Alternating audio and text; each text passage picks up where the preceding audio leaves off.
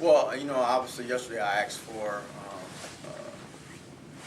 an introduction of a weather amnesty program. During the Lick administration, the city supported local nonprofits and faith-based organizations to help make sure that there are people who have relief during extreme temperatures. Right now it's winter.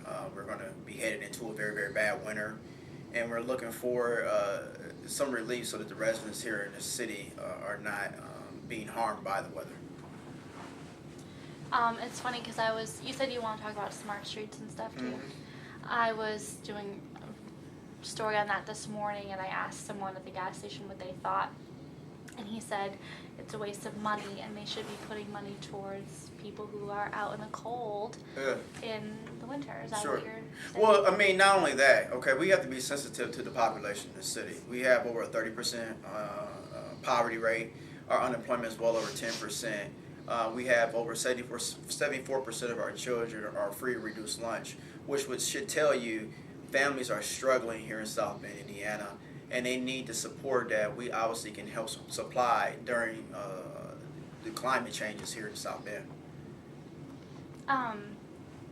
What I know you sent out another press release about how public safety is an issue and we weren't ready for that big snow and stuff like that. Have you gotten any response? No, I haven't gotten a response, but what I did see is the South Bend Police Department tweeted out well over 140 accidents that were recorded for that one particular day.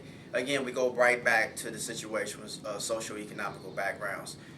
People get in an accident, they probably can barely pay for their insurance. Now they may be on a situation where their car is going to be wrecked, or they're waiting for insurance to pay out, or even not. And so we're again looking back at making sure that people are more safe here in this city, but not only more safe, but also have an economic ability to take care of themselves. Economic security is what we're talking about. And we can't continue to act like we're not here at that level. We are at that level, or maybe further down. So we want to make sure, and I'm calling upon the mayor to make sure that the policies in the budget does reflect supporting the people of this community. Tell me more about the weather amnesty program. What are you suggesting with that? Well, the weather amnesty program allows certain areas, certain centers.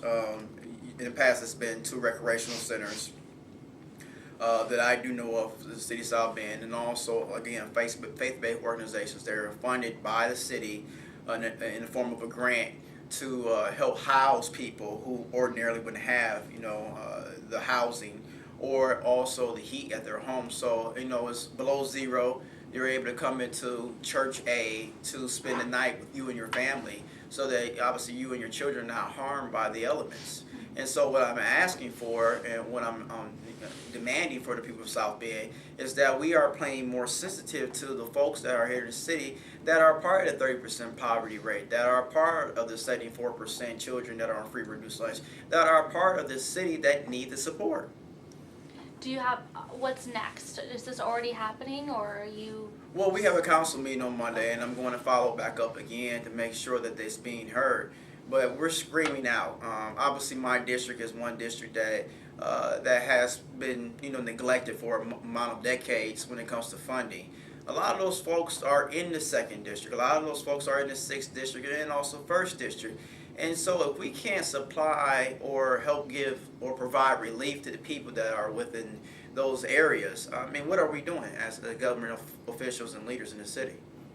I also want to ask you about, I know you've obviously been vocal about your thoughts on South Bend Police and our public safety department in general. Your thoughts on the new officers that were inducted. I know nothing about them. Okay. Does it make you feel any better that there's 9 new officers out there? I can't comment on that because I don't know anything about it. I only wish that they probably would have invited us to the swearing in, if there has been swearing in. Oh, that's interesting. No, I don't know anything. I can't even answer that. That's okay. Obviously news to me. I just figured you would be all over that. I have nothing. I have no idea about it. Okay. Yeah. So you're asking, at the meeting on Monday for support. I'm looking for support for the people that need it the most, for the families that need it the most here in South Bend, for the children are most vulnerable, our seniors as well. The support that should be supplied, that should be available, the relief that should be available through the city and through the city leadership. If we're not providing the people of this community understanding where they're at financially, if we cannot satisfy that task, we're not doing good enough as a city. We're not doing well enough as a city. We're not doing the job of being leaders in the city.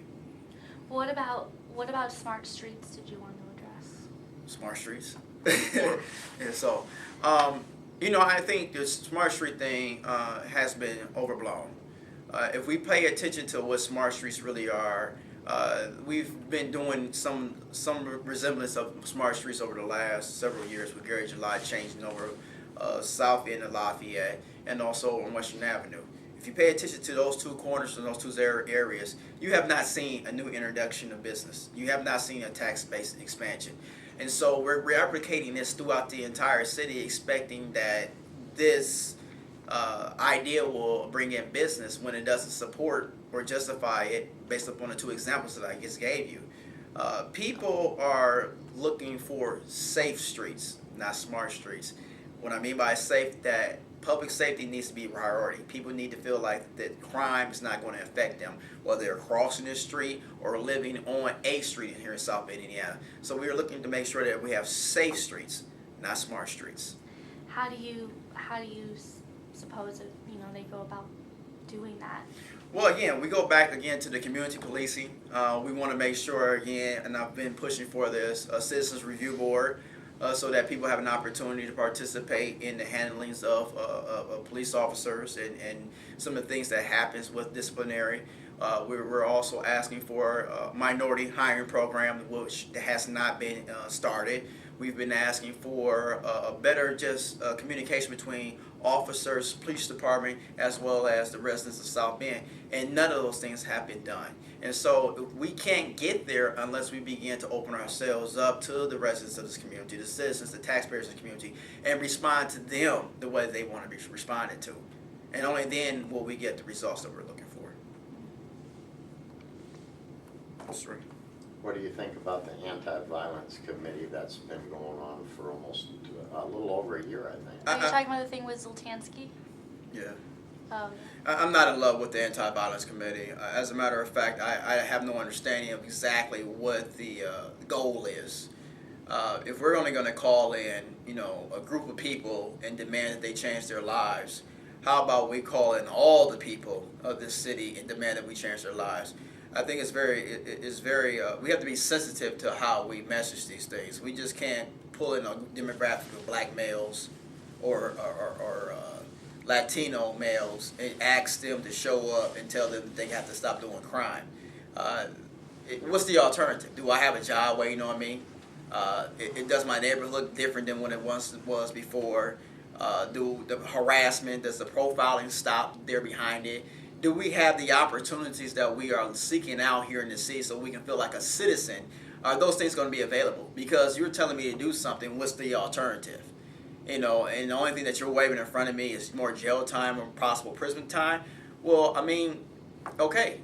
Then I come back out and I return back to the same situation. So in order to turn this corner, we have to start doing things differently. We can't keep expecting different results doing the same thing. So do you think that the numbers that were put out in the news media by the administration and police department of a decline by, what was it, 30 or 35% are accurate? Well, the mayor stated that the crime itself has been decreased by 30% at the onset of the anti-violence committee. I don't know how that's being measured, okay? Every time I turn the TV on, read the newspaper, somebody's been stabbed, someone's been shot, someone's been murdered, someone's been robbed. And so this is like an everyday occurrence here in South Bend, Indiana. So I can't understand how crime is decreasing when every day there is a report of crime, each and every day. So I don't know how he's measuring that. Anything else you want to say about anything? I'm good now. I'm good.